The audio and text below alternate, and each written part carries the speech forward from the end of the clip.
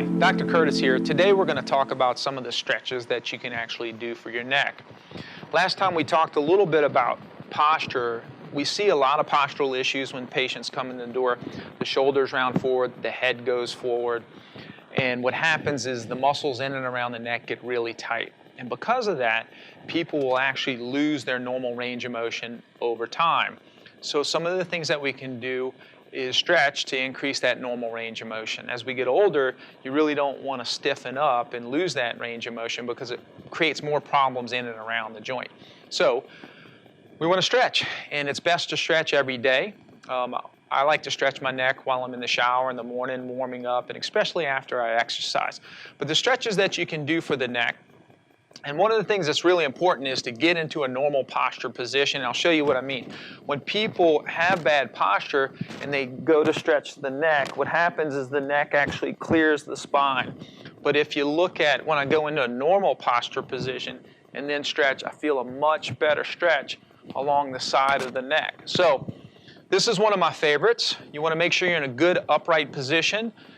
You got to be careful. You don't want to push down on your head at all. You're actually going to pull from your fingertips, and you're going to pull straight over the top, and you really should feel a good stretch right along the side of the neck. These muscles right here that get really tight are called the scalenes. So what we like to do is hold this stretch for a good 15 seconds.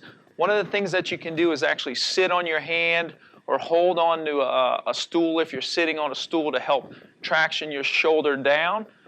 And then we'll do it on the opposite side, which is right here. And from the front, looks like this. Again, be careful not to push down, pull straight over from the side, and you should feel a stretch right here. If you feel anything on the concave side, on the side that's closed down, it's indicating that you have a joint problem on that side. Now, the next thing that we want to do is stretch into rotation. Rotation is actually turning your head. Normal for the cervical spine is 80 degrees. You want to keep good posture, turn the head, and then you can either use your jaw or your cheekbone. If you have problems with the jaw, like TMJ, push up here, and then just really work to push your head around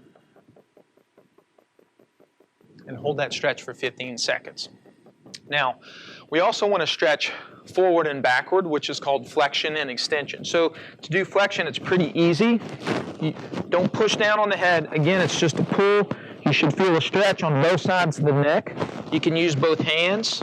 And then to do extension, you can just push straight up under the chin. And we want to do each one of those twice for 15 seconds at a time.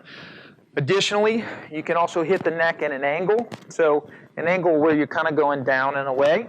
Same thing, don't push down, pull from your fingertips, and you should feel a stretch along the back side right there. And we'll do all of those stretches twice in each position for 15 seconds.